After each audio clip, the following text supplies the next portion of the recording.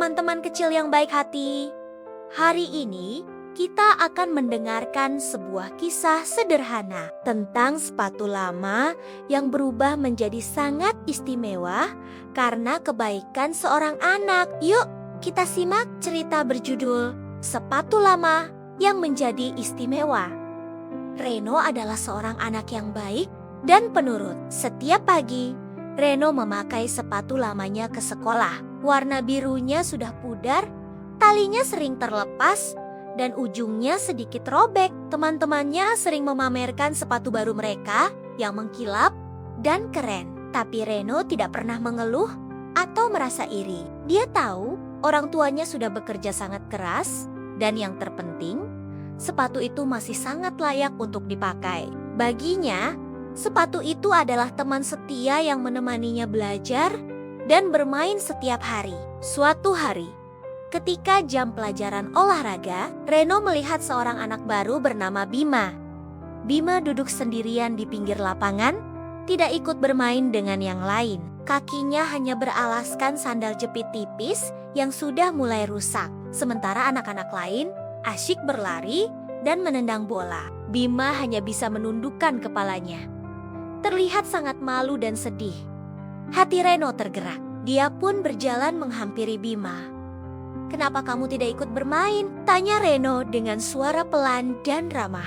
Bima mengangkat wajahnya dan menjawab dengan lirih, "Aku tidak punya sepatu olahraga." Seketika Reno terdiam. Dia menatap sepatunya sendiri. Memang sudah lama, warnanya pudar, dan ada sedikit robekan. Tapi sepatu ini masih kuat dan nyaman. Dalam hatinya terjadi pergulatan kecil. Dia sangat menyayangi sepatunya, tapi dia jauh lebih tidak suka melihat temannya bersedih dan tidak bisa ikut bermain. Setelah berpikir sejenak, sebuah keputusan mantap muncul di hatinya. Tanpa ragu, Reno duduk di samping Bima, melepas sepatunya dan memberikannya kepada anak baru itu. "Pakai saja sepatuku. Ukurannya sepertinya pas untukmu. Aku bisa pakai sandal hari ini," kata Reno sambil tersenyum tulus. Mata Bima langsung membesar karena kaget dan tidak percaya. "Benarkah?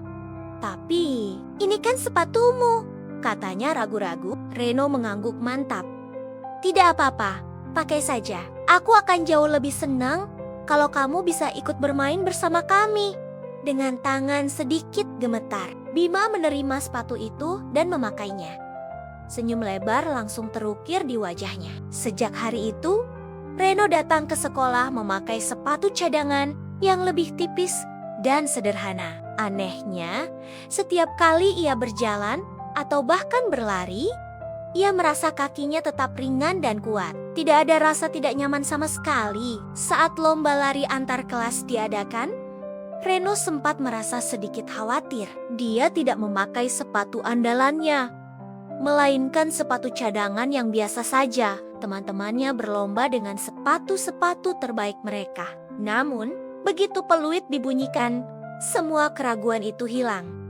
Reno berlari dengan penuh semangat. Dia merasa setiap langkahnya begitu mantap, seolah ada kekuatan tak terlihat yang mendorongnya maju. Reno berhasil menyelesaikan lomba dengan baik tanpa terjatuh sedikit pun. Sore harinya, saat Reno sedang bersantai di rumah, Bima datang bersama ibunya. Mereka membawa kembali sepatu Reno yang sudah dicuci bersih dan terlihat sangat rapi. "Terima kasih banyak ya, Nak, karena sudah menolong anak saya," kata ibu Bima dengan suara penuh haru. "Sekarang kami sudah membelikan sepatu baru untuk Bima." Reno menerima kembali sepatunya. Saat ia memegangnya, ia merasakan sesuatu yang aneh tapi nyata. Sepatu lamanya kini terasa lebih nyaman dan kokoh dari sebelumnya. Robekan di ujungnya seolah menghilang dan talinya terasa lebih kuat dari biasanya. Reno tersenyum lebar. Ia sadar sepatunya tidak berubah karena dijahit atau diperbaiki secara ajaib. Sepatu itu menjadi istimewa karena kebaikan yang pernah ia berikan melalui sepatu itu.